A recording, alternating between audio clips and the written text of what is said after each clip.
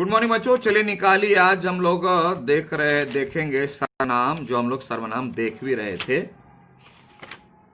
तो जिस लोग प्रश्नवाचक सर्वनाम तक पढ़ चुके, अब आइए बचा हुआ है संबंध और निजवाचक। तो आइए शुरू करते हैं संबंधवाचक सर्वनाम। जो सर्वनाम दो के बीच संबंध को बताए, बुक में आ जाओ। जिन सर्वनाम शब्दों का प्रयोग वाक्य के दो उपवाक्य, उपवाक्य मतलब असिस्टेंट, सहायक, ठीक है, को जोड़ने तथा संबंध बताने के लिए किया, यानी दो वाक्य है, इसको जोड़ने के लिए जो संबंधवाचक सर्वनाम है। तो सर्वनाम जैसे ही बोले आपके दिमाग में आ जाना चाहिए कि इसके पीछे संज्ञा है, संज्ञा के बदले में आया है। जैसे आपको स्कूल जाना चाहिए था, आप नहीं गए, आपके पापा गए हैं, तो पापा सर्वनाम हो गए।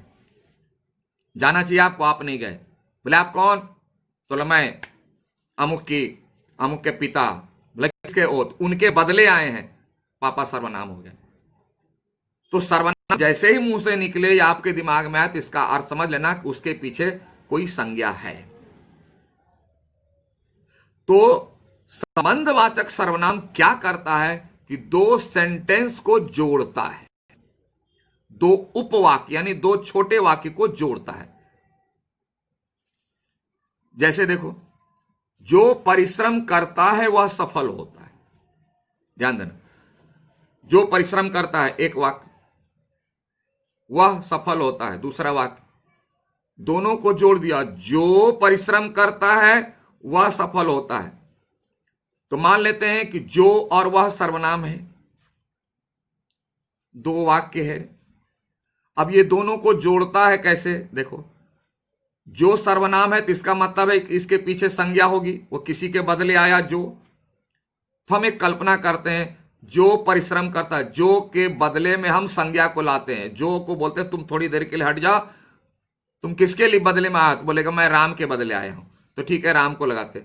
राम परिश्रम करता है,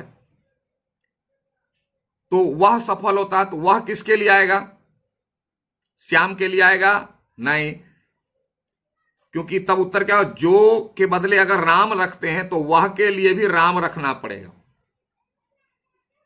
जो परिश्रम करता है, राम परिश्रम करता है तो वह के लिए भी राम, तो राम सफल होता है। ऐसा नहीं कि राम परिश्रम करता है तो श्याम सफल होता है।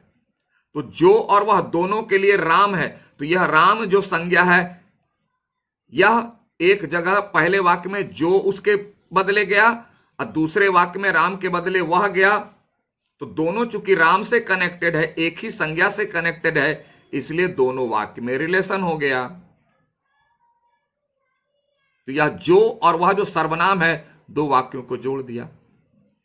अब इसको ऐसे समझो थोड़ा सा, कि मान लेते हैं कि हम लोग क्लास लेते हैं, मैं क्लास ले रहा हूं, तुम सब जानते हो विनोद सर हैं, मैं भी जानता हूं कि अमुक विद्यार्थी है। रास्ते में भेंट हो गई, बोले गुड मॉर्निंग सर, हम भी बोल दिए गुड मॉर्निंग सर। तो तुम्हारे साथ तुम्हारे पापा हैं, पापा मुझको नहीं पहचानते, मैं भी उनको नहीं पहचानता, तो आप बोलते हो सर पापा देखिए विनोद सर, और तुम मुझके बोलते हो सर देखिए मेरे पापा हैं। तो तुम क्या कर रहे हो, मीडिएटर, तुम मुझको जानते हो, तो मैं तुमको जानता हूं, और पापा भी तुमको जानते हैं, तो तुम्हारे चलते मेरे और तुम्हारे पापा में दोस्ती हो गई, संबंध हो गया। नहीं, ये संबंध बनाने वाला कौन है, तुम पापा से जुड़े हुए हो, इधर मुझसे जुड़े हुए हो। ठीक उसी तरह जो है राम के बदले आया, और वह भी राम के बदले ही आया, इसलिए दोनों वाक्य में राम के चलते रिलेशन हो गया, यानी सर्वनाम के चलते रिलेशन हो गया। तो ऐसे सर्वनाम को कहते हैं संबंध बोधक या संबंधवाचक सर्वनाम। इसमें पेयर होता है, जो वह जैसा करोगे वैसा भरोगे, जैसा वैसा, जिसकी उसकी, जो सोएगा सो खोएगा। अब देखो, जैसा करोगे वैसा भरोगे, तो जैसा करेगा राम तो भरेगा कौन? श्याम, राम। तो दोनों सर्वनाम के लिए एक संज्ञा आएगी। ये क्या है? दोनों सर्वनाम के लिए एक ही संज्ञा आएगी, तभी तो दोनों में रिलेशन बनेगा। तो यह सर्वनाम होकर के दो वाक्यों को जोड़ता है, इसलिए संबंधवाचक सर्वनाम। ठीक है, चलिए आइए निजवाचक सर्वनाम। थोड़ा ध्यान, निजवाचक, निज मतलब माई सेल्फ।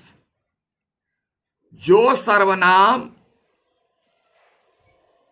काम करने वाले या बोलने वाले पर लागू, वह दूसरे पर लागू नहीं होता। जैसे तुम, वह, मैं बोल रहा हूं, वह तो नहीं, वह खुद कर लेगा, तो खुद जो है किस पर लागू होगा? वह पर लागू होगा। यानी जिन सर्वनाम शब्दों का प्रयोग कर्ता अपने लिए करता, यानी कर्ता पर ही लागू होगा, उन्हें निजवाचक सर्वनाम कहते हैं। यानी यहां सर्वनाम भी होगा और उसके लिए फिर दूसरा कोई सर्वनाम होगा जो उसी के लिए होगा। फिर से समझो, निजवाचक सर्वनाम में दो सर्वनाम का उपयोग होता है, एक मूल सर्वनाम और एक दूसरा सर्वनाम। तो यह दूसरा जो है इसी के लिए होता है, इसलिए ये वाला सेकंड वाला होगा निजवाचक सर्वनाम। उदाहरण देखो, तुम अपना काम स्वयं करो, किया करो। तुम मूल सर्वनाम है, अपना किसके लिए? तुम, अपना यानी उसी का, स्वयं किया करो। मैं अपना काम खुद करूंगा, तो मैं मूल सर्वनाम है, यहां भी संबंध वाले टाइप का है, टाइप का वन है, टाइप का। मैं अपना काम खुद करूंगा, तो मैं मूल सर्वनाम हो गया। खुद करूंगा, खुद किसके लिए आया? मैं के लिए आया। तो ये खुद जो है निजवाचक है, मैं निजवाचक नहीं है, मैं तो मूल सर्वनाम है। मैं मूल सर्वनाम है, मैं खुद कर लूंगा, तो खुद किसके लिए आया? मैं के लिए। तो ये सेकंड वाला है, यह निजवाचक सर्वनाम। जैसे यहां एग्जांपल देखो, मैं खुद पढ़ लूंगा, मैं मूल सर्वनाम है, लेकिन मैं के लिए ही खुद आया। अगर मैं के पीछे हम विनोद रखते हैं तो खुद के पीछे भी विनोद होगा। तो पहला वाला मूल सर्वनाम और दूसरा वाला निजवाचक सर्वनाम। मैं अपने आप घर चला जाऊंगा, मैं मूल सर्वनाम, अपने आप निजवाचक सर्वनाम। मैं घर चला जाऊंगा, यहां सिर्फ मूल है, निजवाचक नहीं है। अगर देखो, मैं घर चला जाऊंगा, यहां निजवाचक नहीं है, मूल सर्वनाम है, उत्तम पुरुषवाचक सर्वनाम मैं। लेकिन मैं अपने आप घर चला जाऊंगा, तो अपने आप किसके लिए? मैं के लिए ही आया। तो मैं मूल और दूसरा अपने आप, यह हो जाएगा निजवाचक। इसलिए गलती मत करना कि मैं को निजवाचक बना देना। ठीक है, चलिए आगे बढ़ते हैं। सर्वनाम शब्दों की रूपावली। रूपावली का मतलब सर्वनाम कैसे कैसे बदलता है। मैं, मेरा, मैंने, जब रूप बदलता है तो उसको बोलते हैं रूपावली। रूप की लाइन कैसे कैसे बदलता है, जैसे मैं, मैंने, मुझे, मुझको, मुझसे, मेरे लिए, ये सारे मैं के रूप हैं। यह डिपेंड करता है वाक्य पर, कारक पर, लिंग पर, वचन पर, उसके अनुसार सर्वनाम के रूप बदलते। ठीक है, उसके बाद है संकेत और निश्चयवाचक सर्वनाम। उसका उदाहरण दिया हुआ है, सबका उदाहरण दिया हुआ, अनिश्चयवाचक, प्रश्नवाचक, समझ से उदाहरण दिए हुए हैं, याद करना पड़ेगा आपको उदाहरण। ठीक है, समझ में आएगी बात? तो जरा सा फिर से, जहां समझ में ना आए, मैं बार बार कहता हूं, पाठ को सामने रखो, वीडियो को ध्यान से देखो, सुनो, समझ में आएगा। फिर भी नहीं आता है तो लाइव क्लास में पूछ लेना। तो आज हम लोग देख लिए सर्वनाम। अब आते हैं थोड़ा क्वेश्चन आंसर पर। टिक लगा लीजिए आप, इसमें लगाइए टिक नंबर 1 2 3 4 5 6 को छोड़ दो, 7, यानी 1 2 5 एंड 7, 6 को छोड़ दो, ठीक है।